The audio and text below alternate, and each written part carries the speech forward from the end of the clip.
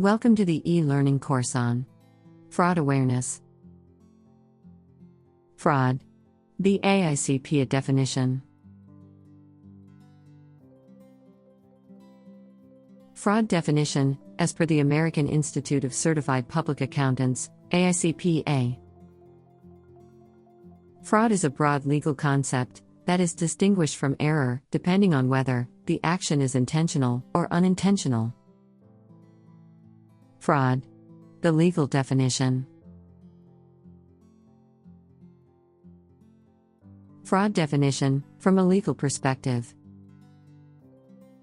Fraud is the intentional misrepresentation of material existing fact, made by one person to another, with knowledge of its falsity, and for the purpose of inducing the other person to act, and upon which the other person relies, with resulting injury or damage.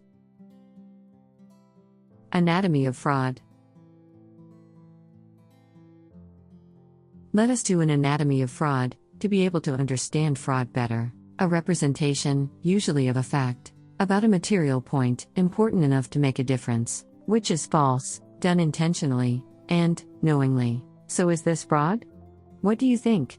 Take 10 seconds to answer, yes or no.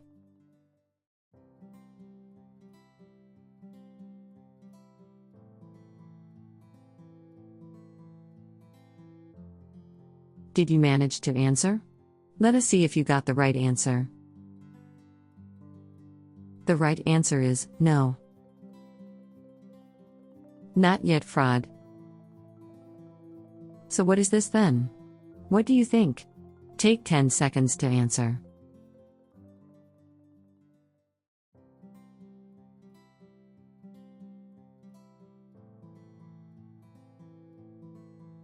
Did you manage to answer? Let us see if you got the right answer. This is fraud attempt. Not fraud yet. So when will we have fraud? When the false fact is believed by the victim, acted upon by the victim, and causing damage to the victim, only then we have fraud. So to prevent fraud attempts from becoming fraud, we need to 1. Raise the awareness. 2. Do our due diligence. 3. Be aware of fraud red flags.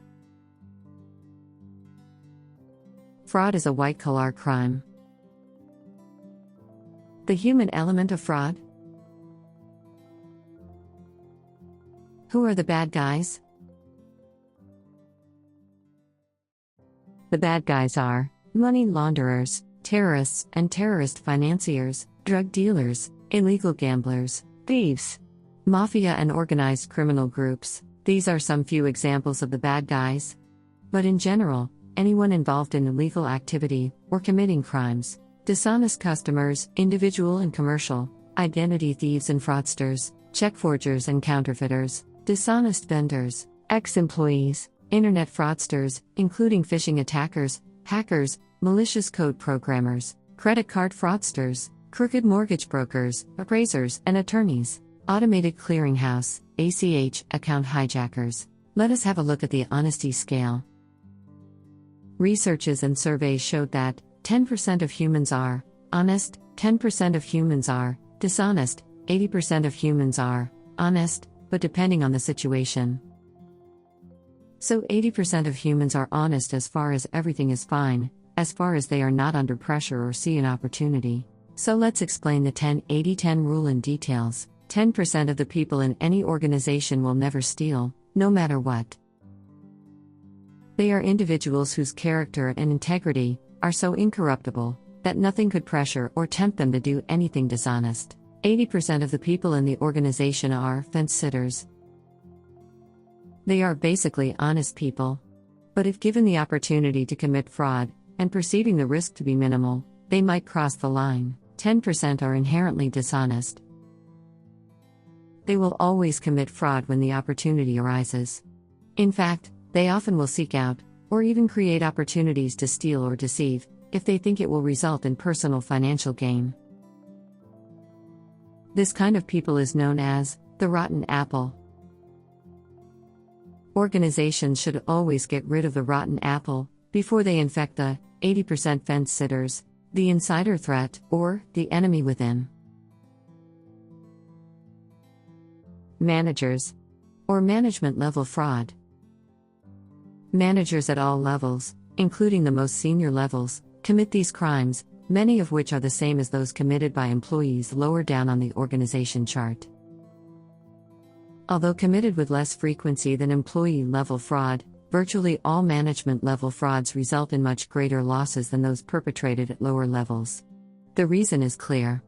Managers have more authority, and therefore more opportunity to cheat, than those who work under them. Employees, or employee-level fraud.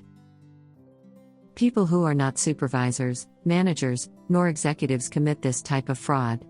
They may be salaried professionals or hourly employees. Remember, there is an inverse ratio between the level of the organization at which fraud is committed and the amount of financial loss resulting from frauds at each level. Thus, while management-level frauds are committed less frequently than employee-level frauds, the financial loss resulting from these crimes is almost always significantly greater than the amount lost to frauds committed by regular employees. The fraud triangle. The fraud triangle consists of three elements: pressure or incentive, opportunity, rationalization. Let's explain each of the fraud triangle elements. Pressure or incentive. Pressure or incentive to commit fraud. Opportunity.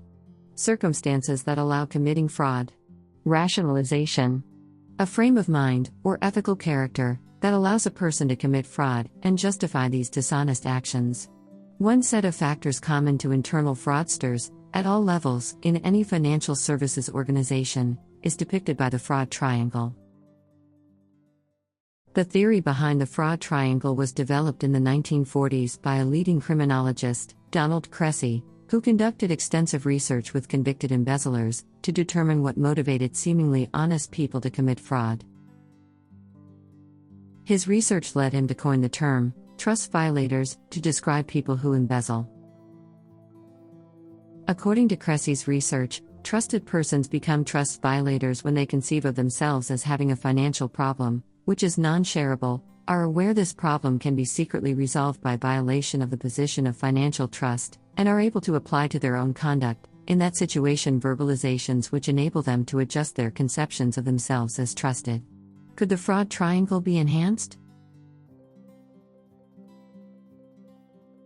The fraud diamond. The fraud diamond consists of four main elements: pressure or incentive, opportunity, rationalization. These are the three elements of the fraud triangle. So what is the additional fourth element? Capability. The fraud diamond is a different way to think about fraud risks. The fraud triangle could be enhanced to improve both fraud prevention and detection by considering a fourth element.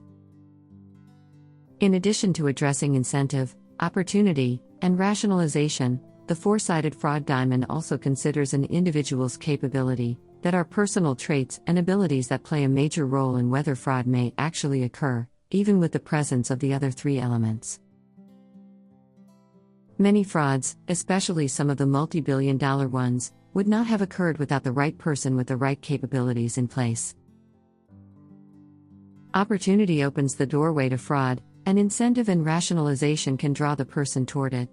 But the person must have the capability to recognize the open doorway as an opportunity and to take advantage of it by walking through, not just once, but time and time again.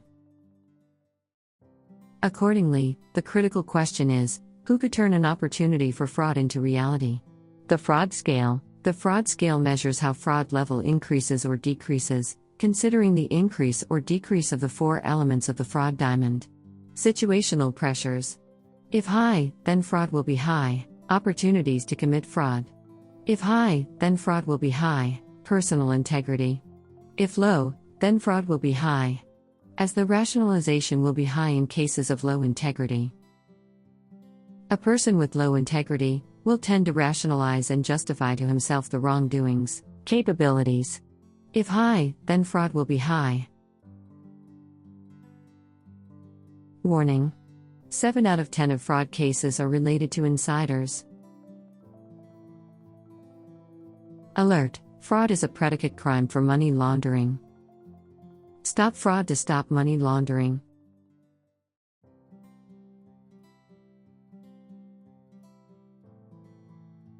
Using internet search for due diligence is like drinking from the fire hose. It is neither due nor diligent decision. Willful blindness, also known as the ostrich instruction. Other synonyms: purposeful indifference, willful ignorance, conscious avoidance. Definition: deliberate avoidance of knowledge of the facts. Legal perspective: willful blindness is equivalent to actual knowledge. Legal punishment: imprisonment of minimum of 1 year and maximum of 5 years, and/or fine of minimum of AED 10,000 and maximum of AED 100,000. Real case: FinCEN poses $1 million civil penalty against MoneyGram chief compliance officer. Do not commit willful blindness.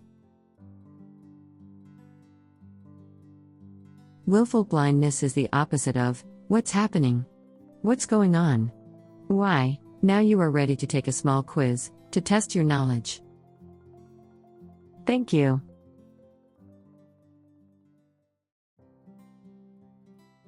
Follow ACC online and connect with us on social media.